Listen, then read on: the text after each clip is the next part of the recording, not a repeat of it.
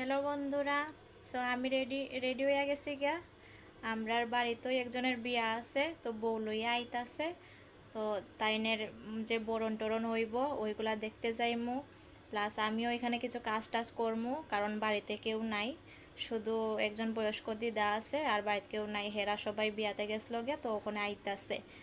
তো আইতাছে, তারা এখানে বাড়িতে আইয়া ফুটছে না, অল্প সময় বাকি আছে আইয়া পড়ব।